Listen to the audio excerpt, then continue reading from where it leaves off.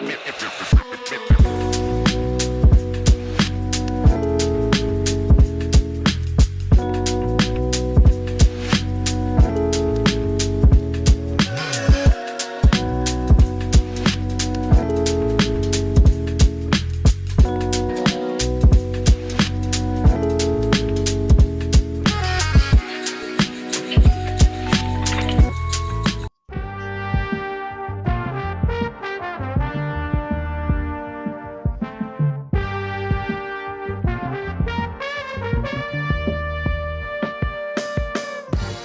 is up, everybody, and welcome to a weekend edition of the All-NBA Show powered by FanDuel, America's #1 sportsbook. Get started with 150 in bonus bets if you win your first $5 bet at FanDuel.com/All-NBA. I'm your host, Adam Mares, and I'm joined with the man with all the answers, Marc Stein.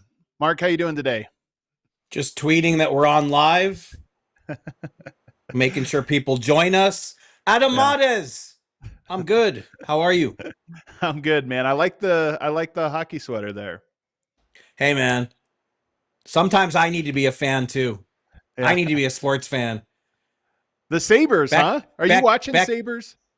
Beck Malenstein scored a goal of the season contender today, so let me enjoy it. Let me revel. I am in the midst of the longest playoff drought in NHL history. Let me have my afternoon. Let me have my moment. I love this, man. You are truly international man of mystery because you are an NBA guy through and through, and you got a little hockey. You've got Eurobasket or EuroLeague and European hoops that you got going on, and then you have soccer as well. So that's your wheelhouse. Did I miss anything? No, I mean, look, I lived in the Buffalo area till I was 9, and all of my sporting allegiances were sewn up by that point. So even though the same summer that my Buffalo Braves moved all the way to San Diego and became the San Diego Clippers, the Stein family also relocated in a separate and unrelated transaction, far less controversial, but the Sabres stayed with me for life, man. And I'm going through it. Sabres fans are going through it. But today, beat Carolina, afternoon game, Malenstein with an absolute worldie. Go see it. That's my hockey sermon for the day. Well, that's true sports loyalty right there. It crosses generations and a move and everything else. And actually, just seeing you reminds me of two just horrendous losses to the Avalanche the last time we played them, and just I'm still mad about that. All right, let's move on. Let's move on. As we always do over the weekend, we check in with Marc Stein and find out what are people around the league talking about. And it turns out they're talking about a team that might never lose again. They've lost one game total. That's of course the Oklahoma City Thunder, and they are the buzz right now. Are they really going to push for 70? We're going to talk about the Detroit Pistons and other teams perhaps that might make a move because they're better than they were expecting or other people were expecting of them. But we're going to start, Marc, by talking about LaMelo Ball, the superstar, ? Who obviously has been captaining the Charlotte Hornets. Very talented, a little bit controversial, or, carry some risk. What's the scuttlebutt with him, and why are people talking about him this week? Well, look, if he was a bona fide superstar, we wouldn't be having this discussion. I mean, the reality is the Hornets have the longest playoff drought in the NBA. They still got a few years to go to catch my Sabres, but it's 9 seasons and counting in Charlotte, and that's the longest drought in the league. And look, the Hornets had a great draft. I'm going to go out on a limb and guess that you and a certain Mr. Legler have noted the fine starts from Con Knippel. Yep. Kalkbrenner has been a really solid pick. I saw Charlotte in their first exhibition game in Dallas. They came to Dallas. Again, it's the preseason, but they looked good that night. Like, you could see, like, wow, these guys they're NBA ready. These guys can play. So, the Hornets have had injury problems again.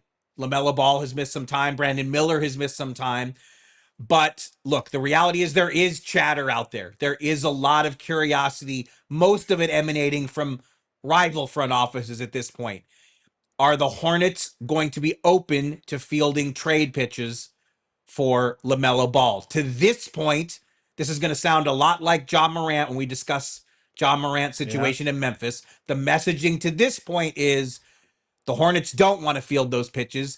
They don't want to trade him. There was a report this week from my pal in Houston, Kelly Eco, writing for Yahoo Sports. Kelly wrote that Ball is open to a trade, that the Hornets are disillusioned with him on various levels. Both parties have come out denouncing that, insisting that's not the case. So again, we haven't even gotten to next week is Thanksgiving. Trade season doesn't really start until December 15th. Where we are as we speak, are the Hornets are they gauging Ball's trade value? They insist no. But what I think is really happening here in the grand scheme, I already mentioned Ja Morant in Memphis. Trae Young is out in Atlanta. The Hawks have been winning some games without him. And remember, this summer, the parties could have engaged in contract extension talks, but they did not. The Hawks made it clear to Trae Young's camp that they did not want to talk extension before the season. They wanted this season to play out. So around the league, these three all-star lead guards are being grouped together in the eyes of a lot of executives. LaMelo Ball, Ja Morant, Trae Young. Maybe they are not available today as we speak, as we tape on whatever day this is, November 21st. Maybe they are not available right this second, but they are players that teams are anticipating could be available between now and the trade deadline on February 5th. And again, all three of those guys have been all-stars. And when players of that caliber might be available, already that begins a frenzy and the chatter that I'm sure you've seen all week. Yeah. Well, let me ask you this then, because you mentioned the timing where we're at in the calendar year. And I wouldn't be surprised that all of those teams sort of deny reports. No, we're happy here, because there's nothing you gain by coming out and saying, yes, we want to trade a player right now. So I would expect that to be the response. But what do you think is a realistic time frame for that to sort of loosen a little bit if the Hornets truly are interested in moving him? They're 4-13 and 5 games back. They lost tonight to Atlanta. They're 4-13 and 5 games back from the 10 seed already. Well, on one hand, the rumbles are out there, and you would give credence to this, that they would rather see LaMelo Ball next to Con Knipple, next to Brandon Miller, next to Kalkbrenner. Let's see these guys. Let's get more of a sample size before we make any rash decisions. But then you can also flip that and say, wait a second, now they've brought in 3 really good young players since drafting LaMelo Ball. Is this the time to maybe pivot and field calls and see? But I think another factor here, and this will sound a lot like what you're hearing about the Mavericks and Anthony Davis, which I know our trusty producer, James Clark, wanted us to get into anyway. Some bonus coverage for James that I've managed to work into this unplanned. There are similarities here. Anthony Davis, as of after missing the Mavericks' last 2 games, Anthony Davis has only been available to play 14 times in the 50 regular season games he's been a Maverick. And that makes it difficult. If Dallas truly gets to the point that they want to field trade interest in Anthony Davis, they're doing it from such a difficult position because he has not been on the floor. Since he's been a Maverick, he's had a serious adductor injury, a detached retina that required surgery, and now the calf issues. That makes it difficult to get anywhere near the value that Dallas would be hoping for if they're going to turn around and trade Anthony Davis after acquiring him as the centerpiece of the Luka Doncic trade. It's similar in Charlotte. LaMelo Ball has missed so much time since his all-star days. The last 3 seasons, it has been one thing after another. On top of that, not an efficient player, a lot of statistics, a lot of shot selection stuff that's going to give teams pause. What kind of offers are you going to get for LaMelo Ball when he's missed so much of the last 3 seasons and he's shooting it terrible? So that complicates matters too. So it's a difficult situation for the Hornets. But I think, again, in the grand scheme of things, Charlotte is feeling like, man, we nailed this last draft. And Brandon Miller has shown flashes when he's been on the court, but he's also missed a ton of time. there are some good things happening in Charlotte, but again, you said it, 4-13 in the conference that's perceived to be much weaker, and you have a 9-season playoff drought as it is. Yeah. So pressure is mounting on a lot of fronts. With all of that being said, LaMelo is such a talented player that he's one of the toughest players to assess in this way, and that the talent is not really deniable. Some of the play style is, but to be honest, he's also a very smart player. Often he does foolish things. He's smart but foolish, which is different, right? Some players are not smart and they play dumb, but they're not trying to be. He really sees the court well. He has incredible feel. So do you, just when you hear people talk about LaMelo, do they talk about him with an air of hope of like, hey, you know, though, he is so talented and I could see why a team would take a risk on him? Or is it more of, I can't imagine being the team that pulled the trigger on a LaMelo trade? I'd say it's a mixture. I mean, he's still too talented and too young. Someone will take that chance. If the Hornets are really ready to move off him, someone will take that chance. And another thing, too, he is so popular. That's true. He has so many fans worldwide. He's going to sell tickets. And there are teams out there that matters too. So he's going to have a trade market if the Hornets get to that point. But yeah, it's not. There are certainly, you definitely hear people, it's more in the scouting community, whispering like, man, can you know, is that a player you want to build around? I mean, that stuff does get thrown out there, and only he can hush it. Well, since you brought up the Anthony Davis thing, I'm going to just throw one more thing at you on him, which is another complication that exists with any future Anthony Davis trade beyond just the health. It's also they just fired their GM. And I have to imagine when a team makes a move like that, you want to stabilize before you make complete trajectory altering decisions. And I have to imagine that's part of the equation here is you get new regime in, and then you first try to get on the same page, establish a cohesiveness throughout the org that says, this is who we are, what we believe in, and where we want to go. They clearly are not going to be able to put that together in a week, 2 weeks. That would be a process, I imagine, that takes quite a while. The thing is, though, when it comes to the Mavs, the future draft picks that have already gone out the door to build a team around Luka Doncic, that's one of the many important elements here that made the trade so difficult to comprehend, impossible for Nico Harris to defend.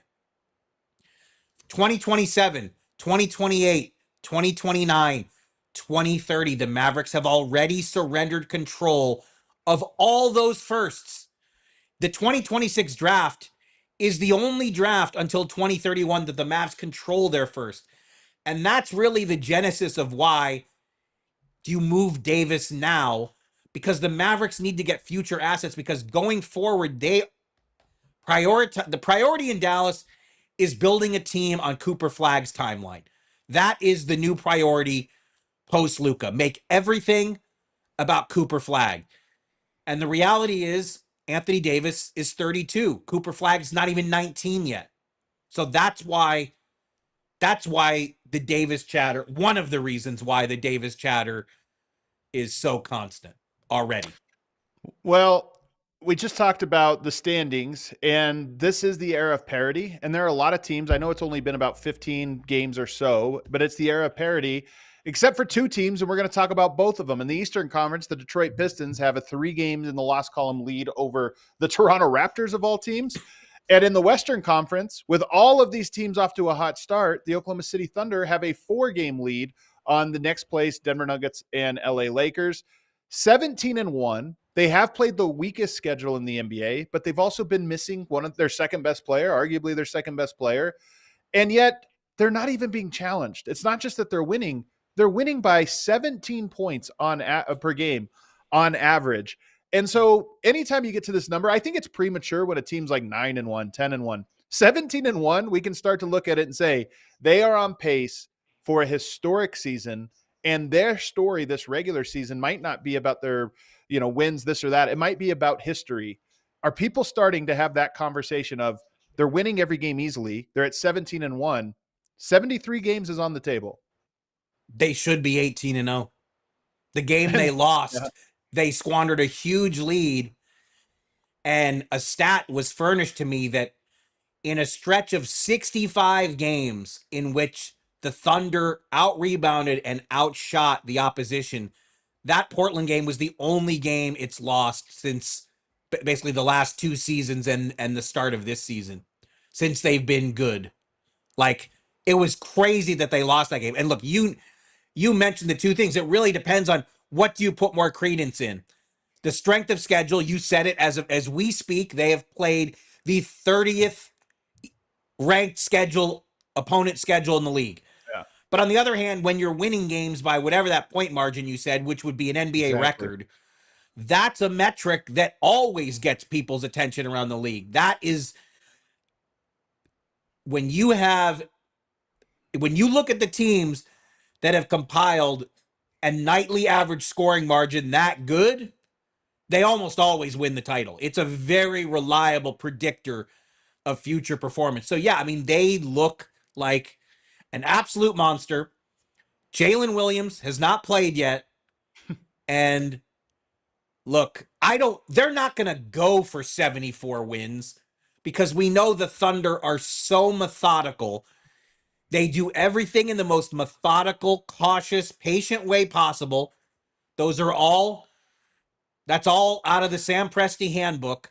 So there's no way they're going to say, they're not going to write 74 on the board and say, we're chasing this number. We want to win. Sure. We want this record.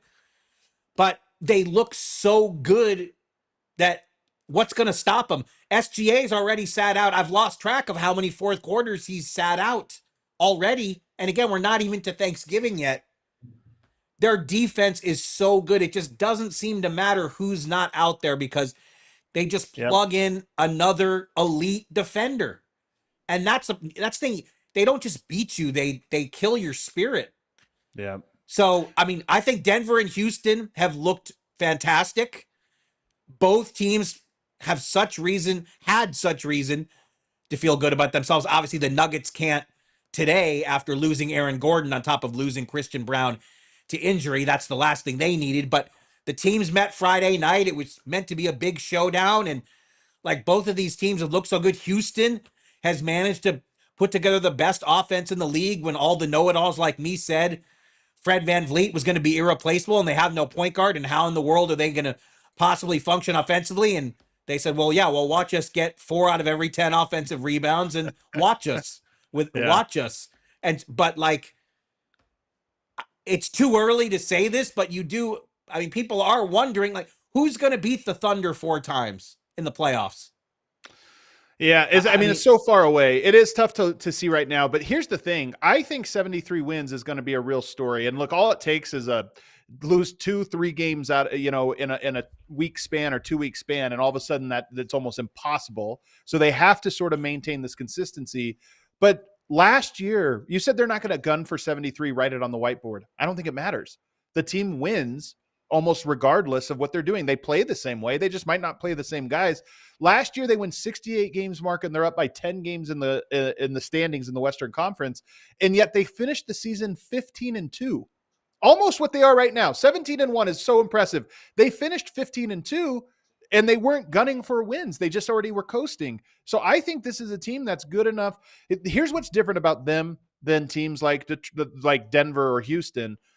Denver has an emotional win over Houston, comes back on the second night of a back-to-back, has dead legs, underperforms, lets their guard down.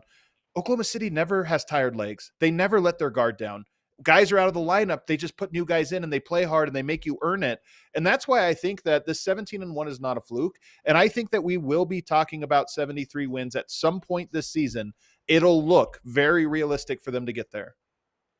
Yeah. I mean, we're already talking about it, and they're showing us that they're not chasing it because they're extending Jalen Williams' absence to they've slow played it. Jalen Williams is already out of all NBA and all defensive team consideration. He can't qualify, but like, they don't care about those things, and they will not outright chase it. But I totally agree with you. They just might be so good. Again, AJ Mitchell There was not a, there was, I don't even think there was a Thunder podcast talking about AJ Mitchell Hey, on October this 1st. that was my guy, Mark. This year, before the season, All right, that was my guy. Before the season? Before the season. Tell him, James, before the season began. We might need to see some clips of that. Nonetheless, you are right. He came out of nowhere. Then if that's the Only case, the shrewdest of scouts could see it. You should be taking some huge victory laps because that thing is like, he's good, man. He's really good. Yeah, and it like everybody they put in the game, AJ excuse me. AJ Mitchell was not ready to play in the finals. He's ready now. Like, he's definitely ready. Yeah. He's such a talented player, man. And that Thunder team, I mean, they are a machine. They are a hive mind team. They just play so connected and so together. And yes, Shai Gilgeous-Alexander just putting up, career number, the same numbers he's been putting up minus one quarter. Take a quarter off, doesn't matter. The number's the exact same. It's pretty incredible, man. That team is better than ever. And I love what Shai said a couple weeks back where he said, hey, we're happy with the championship. We like it. But we felt like we weren't as dominant. We had 2 game 7s, and we believe we're good enough. You see our record. We believe we're good enough to win easier than that, and that's what this year is all about. So I think teams have to have motivation. When they win a championship, they have to have a new motivation. They seem to have articulated the perfect one. We don't feel it was convincing enough, and we want it to be convincing this year. Yeah, and it's like they made it to the finish line. They struggled with the Nuggets. They very much struggled with the Pacers, but then what does that do for them? What level do they go to now that they've gone all the way and got to the finish line and ran through the tape? And what does that, what levels can they find now beyond that? And again, the schedule has been favorable. There is no way to duck that, but they're showing us already 20 games in that they just have they carry themselves in a different manner already. Well, let us know in the comments below, because I'm so curious what people are thinking. If it's too early, right now it's 17-1. If it's too early to be looking at this, or if you think, nope, they are winning 73, 74 games. And what a crazy thing that would be, man. We saw the Warriors do it a decade ago, get 73 wins. If another team broke that record, it felt so unbreakable. Before the Warriors did it, that number just felt like it was going to never be touched. If it gets broken again by Oklahoma City, that would be something pretty special. And especially, look, I was embedded with that Warriors team. I was already covering the league when the Bulls won 72, but I only saw that team a handful of times in person until the playoffs. The Warriors team, I mean, when they started 24-1, like, I was living with that team for SportsCenter. And I will always say this, that of all the things that I've been blessed to see in more than 30 years doing this, regular season achievements are rarely discussed and rarely remembered for their awesomeness. But like 24-0 and being at that game in Milwaukee when they finally lost, I'm telling you, 24-0 is one of the most amazing things I have ever seen in the sport. I don't know if we'll ever see that again. But again, look, the Thunder should be 18-0. They really should. Now, you could also argue in opening week, there was a couple games in the opening week they easily could have lost. So, yeah, I mean, that's true. Double overtime. But like, yeah. And the league is loving this, because the league, which is constantly trying to make the regular season matter, nothing can make it matter more than if the Thunder really make a run at 73. Well, I told Thunder fans this last year, because there's this thing of like, no one gives us respect. People doubted this or that. And to me, I've covered the league long enough to know every team feels that way. Every fan base feels the exact same way.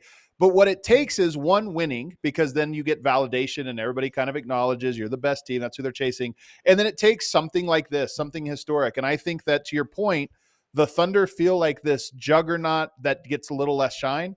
You get up to 50-5, some 50-4, something like that. It becomes the single story in the NBA. It's like, okay, this team is now chasing something special. And I think we're going to get there. I think we're going to be at some point where we're looking at that saying they are going to be able to test that record. Well, Let's take a break because on the other side, we're going to wrap up by talking about another team that's almost just as impressive. There is another team, and it's not who you would have predicted coming into it. It's the Detroit Pistons, who are so good, in fact, and on such a long heater right now, they might end up making a move. We'll ask Marc Stein that on the other side. But first, whether you're into basketball, football, hockey, or any sport in between, Underdog is the best place to get in on the action all season long. Playing on Underdog is easy. You just pick whether your favorite players will go higher or lower on stats like points, rebounds, steals, and more. And if you get your picks right, you could win up to 5,000 times your cash. What's cool about this is you go in there and you could look at a game like, say, tomorrow night.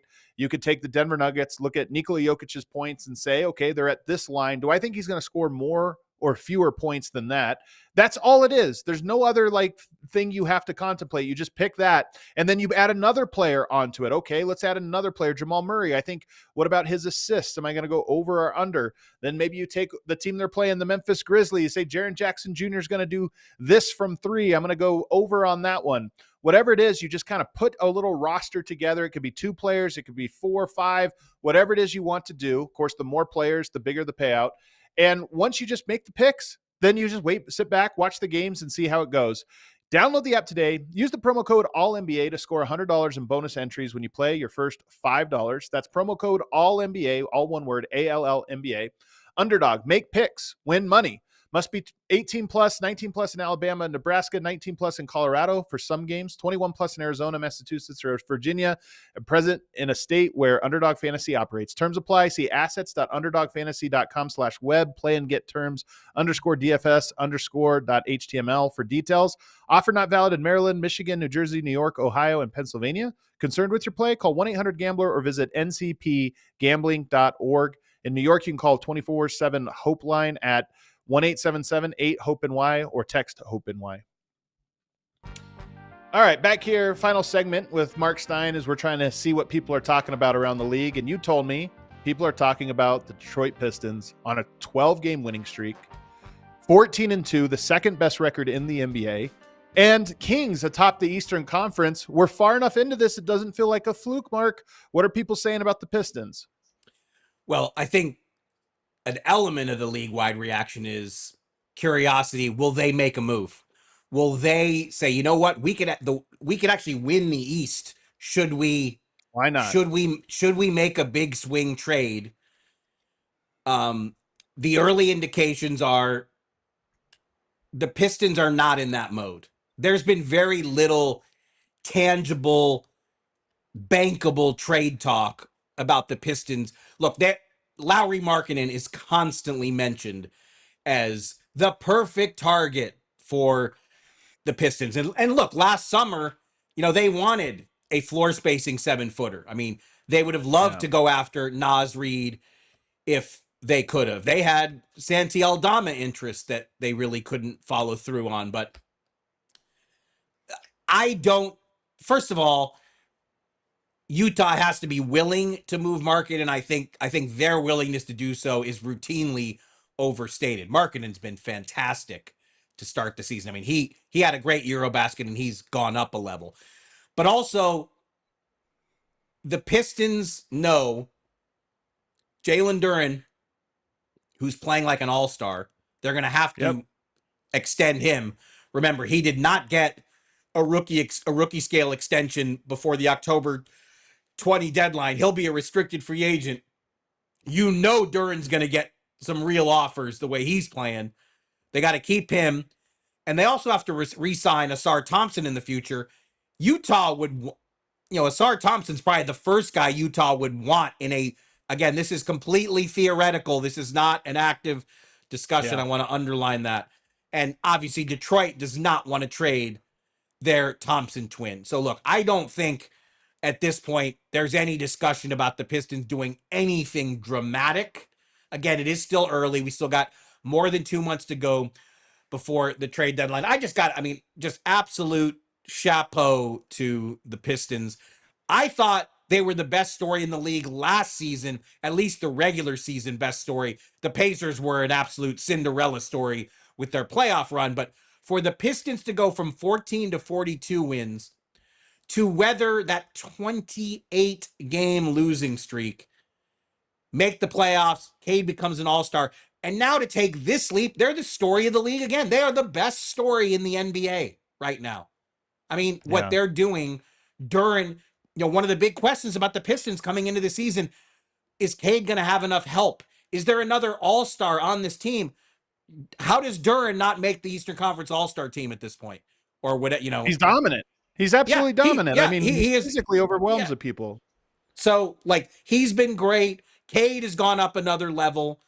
Like, it's truly amazing because, again, like, to going through that 28-game losing streak just must have been horrendous. But, like, for Cade to go through it and not say, get me out of here. I'm here. This is my team. They drafted me number 1. Like, again, it's a great story. If you ask me, there's only 3 untouchable players on Detroit's roster. And some of this is tough. Like when you have a young team, there's nothing worse than when you have to kind of decide who you really like and you want to slow play it and everything else. And who it's like, what's our core, and everybody else you have to be willing to part with. To me, Cade Cunningham, obviously, Jalen Duren, obviously. And I think it's Ausar Thompson, who to me, I love. And I know, I think Pistons fans love him as well. But even Jaden Ivey, Ron Holland, you have these guys that I think are really good players. And it feels weird to say you'd be willing to part with them. But very few teams are able to keep their core together long enough to go through every step all the way to contention. And the key, in my opinion, for roster building is once you identify who your foundation is, everybody else becomes a piece that either fits or doesn't fit. Cade, Duren, Ausar Thompson, point guard, wing, defender, center. That's perfect. Everybody else is just, do you fit in with what we're doing? Do you think the Pistons or the league at large anticipates Detroit will look at it that way or play it a little bit more slowly? Well, again, we're still 2 months plus away from the trade deadline. So it would be foolish to say the Pistons absolutely will not make a major move this season. That's the signals that are emanating from Motown as we speak. But yeah, at some point, you have to think they're looking at the East saying, wait a minute, Boston doesn't have Tatum. The Pacers don't have Halliburton. Right. The Cavs and the Knicks have not gotten off to the kind of starts you anticipated. Orlando has bounced back from a 1-4 start, but they have not played to the level that was expected. So it's like the Pistons inevitably, surely when they're looking at this behind closed doors, I mean, they have to think, guys, we have a chance to win this conference.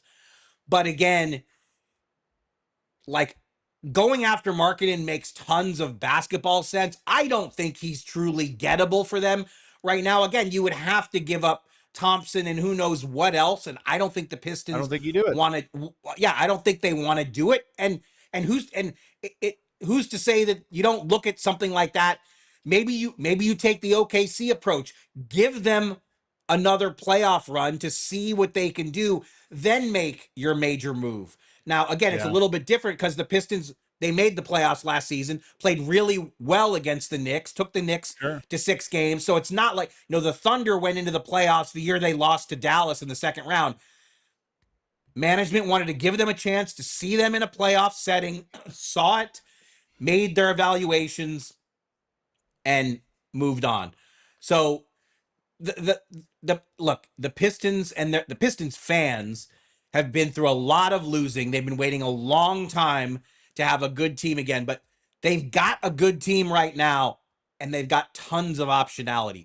They've got cap space. They've got picks. They can make the splashy move if they want to.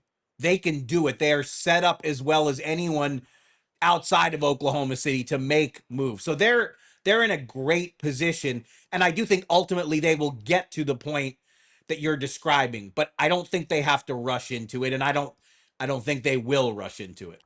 Well, you're talking about superstar trades, but I almost wonder if it's less that and just, hey, what fits around these guys? I saw somebody in the chat bring up Michael Porter Jr. We don't have to pull on this thread too much, but MPJ is having such a nice year, 25 points a game roughly, kind of maintaining the efficiency he had in Denver, but scaling his role up a little bit.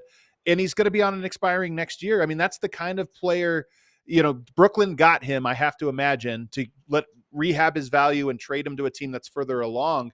Yeah. And that might be an example. Like Lowry's going to cost you all these firsts and young player and all this stuff. Michael Porter might be a cheaper option that gives you the shooting of Lowry and not as much as the creation. But you know what? It looks like he has more creation than we thought. So now that you bring MPJ up, now's my chance to ask you a question. When that trade went down, how worried were you that MPJ would do this? Like go to Brooklyn and play well? Worried is not the right word at all. Like Mike is an all-time Nugget, like he's part of the championship team. So he's a guy you root for. And I'll say this though, I think more it's surprised because I always knew he could score, but the way he's scoring is impressing me so far. He looks a lot more comfortable off the dribble. And he's putting up some of these big games. So I'm a little surprised at how comfortable he's been scaling up his role and how effective he's been at it. But of course, it is with a Brooklyn team where they're losing games by 10 points a night. So it's, you kind of have to balance it. But he definitely looks good, and it's interesting to think about, Michael Porter and how much maybe untapped potential he had in Denver that he sacrificed to fit into the role he had. Yeah, he's played well. I think you're right. I mean, I think their phone will ring for him. And that is what they want. They can say they don't, but that is what the Nets want. We know that. Yep. And maybe the price is a Jaden Ivey or a nice young piece like that. That's really valuable. But as I just said, once you have 3 young players, you don't need more. You've got a nice young 3 players. Everybody else fits into that and around it. And Michael Porter is going to knock down threes and occupy a defender. He could be a good fit there. It just popped. I never thought about it. It just popped up. I don't even know if it's doable, but the chat was talking about it. Marc, anything else that's going on around the league that you want to mention or anything before we get out of here? I think we covered it pretty well. I don't know if chat has any ideas, but I think we did okay for a late Sunday night. I think for a late Sunday night, man, this is what we always do. I mean, I had the Nuggets games Friday, Saturday. Your schedule's always busy, so that's why these weekend episodes, you never know when you're going to get them. Friday, Saturday, Sunday, you never know. Hey, this time is in my wheelhouse. This is 6 p.m. for normal people. I love this. It's so true. We'll cue that outro music for us, James.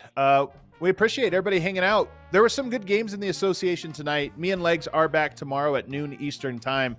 And we're going to be talking about the Hornets and the Hawks, as well as Rockets Nuggets, probably very briefly, and any of the other games tonight that catch Legs' attention. We'll also be talking about the rookies this year. Con Kneppel, you mentioned him earlier. I have a feeling we're going to talk a lot about him tomorrow because, man, does that guy have a sweet jumper. And we know Legs likes talking about guys that have a nice jumper. Everybody, thanks for hanging out with us. Make sure you hit that like button. We'll see you tomorrow.